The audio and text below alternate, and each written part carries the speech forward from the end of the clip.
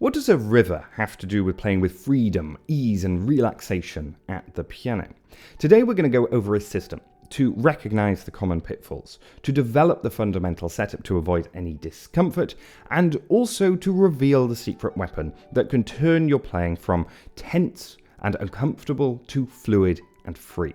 Before we jump into the setup, there are 3 common traps that we should consider. I like talking about subjects that I've personally found difficult in the past, and I distinctly remember working on everything that we're going to talk about today one by one over a period of about 5 years, trying to correct all of the bad habits and mistakes that I had made previously. In particular, exactly what caused and eventually stopped my back pain when I was sitting at the piano. And I'll cover these in just a moment. If you ask any pianist, I'm sure they'll have their own list of bad habits that they've worked on or are working on at the moment. My question to you is, what's your bad habit and how are you currently working on it? The second trap seems to be what we naturally do when we encounter something difficult at the piano.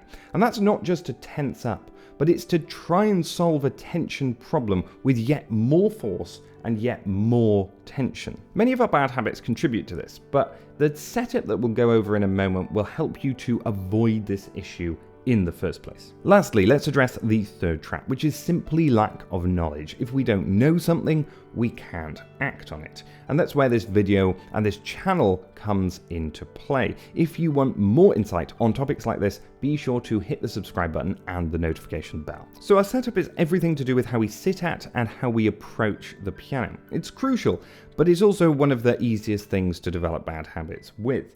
Here's my 7-point setup. To start, let's talk about stool height.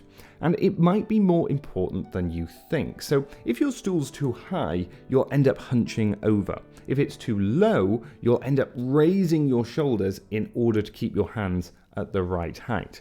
As a general rule of thumb, when it comes to stool height, you want your elbows to be at approximately the same level as the keys. I found that there were 2 things that contributed to back pain at the piano, and stool height was one of those. Getting your stool height right is really important, especially when you're going to be sitting at the piano for longer periods of time. I'll come back to the other one in just a moment. You might notice that sometimes I use a chair when I'm sitting at the piano, and that's not any kind of special chair.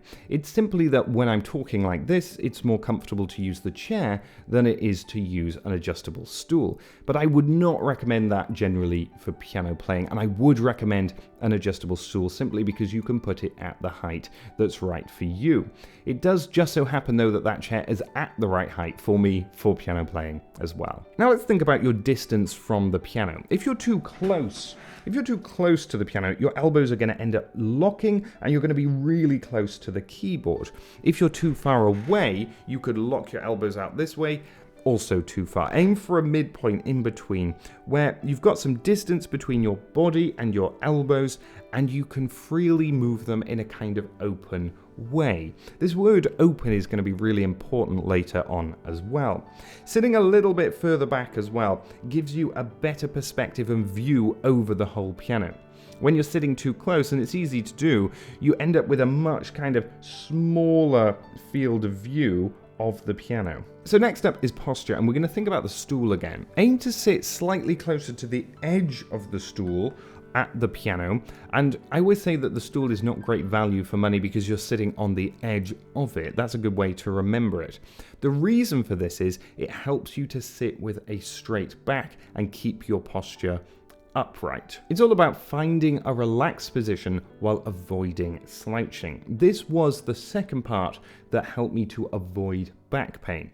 Posture and stool height. Number 4 is to avoid leaning forwards. It's going to be tempting if you just moved your stool further back especially to lean forwards to put yourself back into the position that you were just in, that same distance away from the piano. Again, if you go forwards, you're going to lock your elbows and you're going to have that smaller field of view.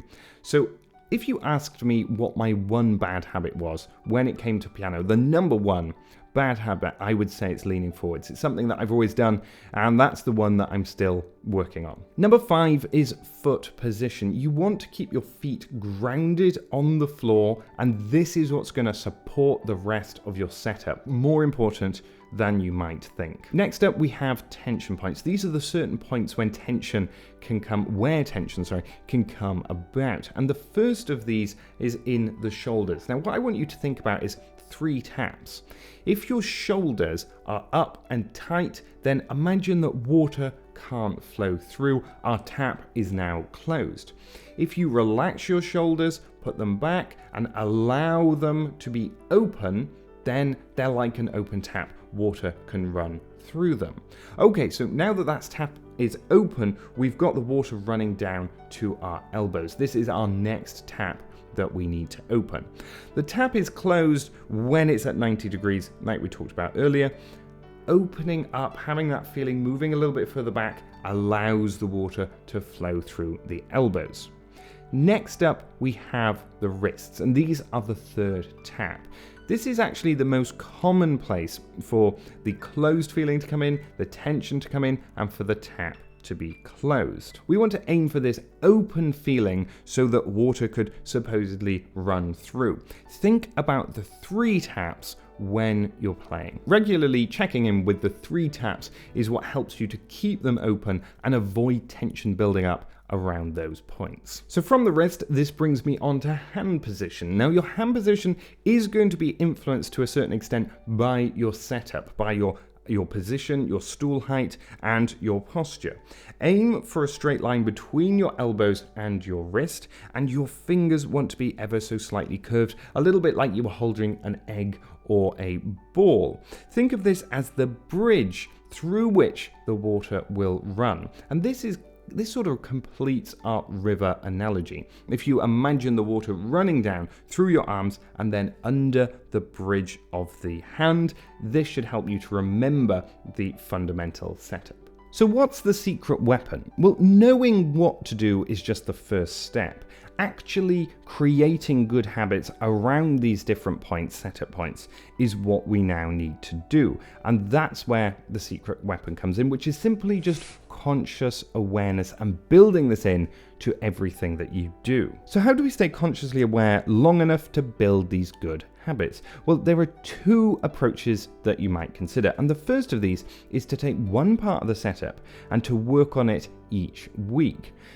I sometimes suggest this when it comes to the topics of these videos, to take one topic each week and to make this your main focus. Alternatively, you can put these into your practice routine. And this is exactly why in the 60-minute practice routine that you may have seen, if you're new here, you can download it from the link in the description below, there are check-in points with different parts of the setup. You can also tailor this to the bad habit that we talked about earlier, the specific one that you're trying to work on now. It's about checking in with this consistently each day and making sure that we're putting it into our practice routine. This is perhaps a little bit more reliable, and it helps that we're working on all of the whole setup all at once instead of focusing on individual parts, because you could be building bad habits in the other parts of your setup if you're only working on one of them.